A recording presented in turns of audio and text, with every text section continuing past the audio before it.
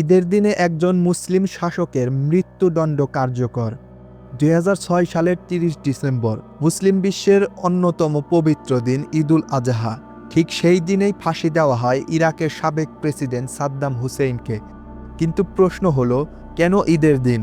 এটা কি শুধুই আইনের প্রয়োগ, নাকি এর পেছনে ছিল রাজনীতি, প্রতিশোধ আর ক্ষমতার খেলা?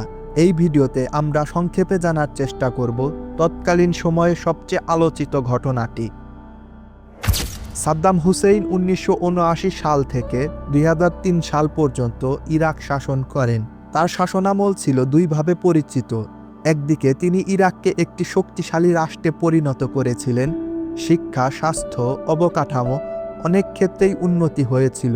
অনেকে তাকে দেখেন একজন শক্তিশালী আরব নেতা হিসাবে, যিনি পশ্চিমা শক্তির বিরুদ্ধে দাঁড়ানোর সাহস রাখতেন। অন্যদিকে তার বিরুদ্ধে অভিযোগ ছিল বিরোধীদের দমন, মানবাধিকার লঙ্ঘন এবং কঠোর শাসন ব্যবস্থা। অর্থাৎ তিনি একদিকে নায়ক, অন্যদিকে বিতর্কিত শাসক। ২০০৩ সালে যুক্তরাষ্ট্রের নেতৃত্বে ইরাকে হামলা হয়। কারণ হিসাবে বলা হয় গণবিধ্বংসী অস্ত্র, যা পরে প্রমাণিত হয়নি।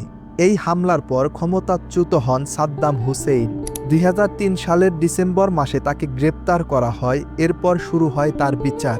তার বিরুদ্ধে প্রধান অভিযোগ ছিল ১৯৮২ সালে দুজাইল শহরে ১৪৮ জন মানুষ হত্যার ঘটনা।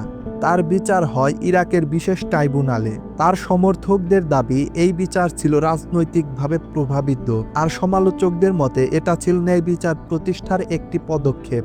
২০০৬ সালের নভেম্বরে তাকে মৃত্যুদণ্ড দেওয়া হয়। ডিসেম্বরে আপিল খারিজ হয়। আইন অনুযায়ী ৬০ দিনের মধ্যে শাস্তি কার্যকর করতে হতো। ফলে ৩০ ডিসেম্বর ভোরে ঈদুল আজহার দিন ফাঁসি কার্যকর করা হয়।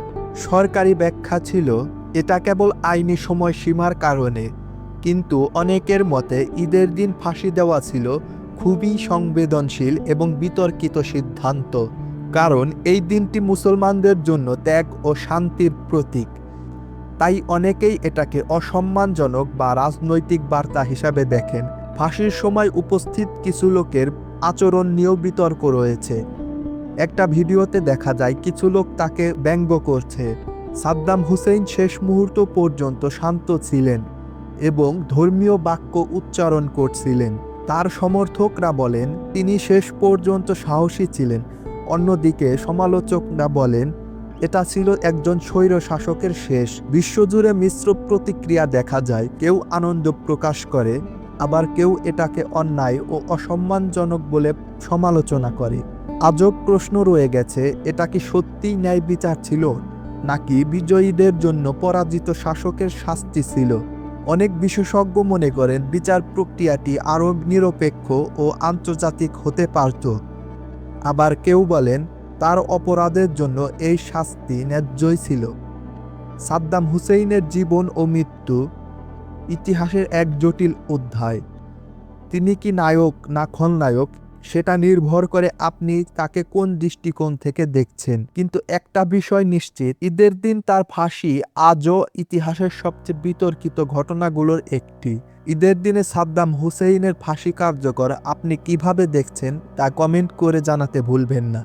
এ ধরনের বিশ্লেষণধর্মী ভিডিও পেতে পেজটি ফলো করার এবং ইউটিউবে ভিডিওটি দেখে থাকলে চ্যানেলটি সাবস্ক্রাইব করার নিবেদন রইল। ধন্যবাদ।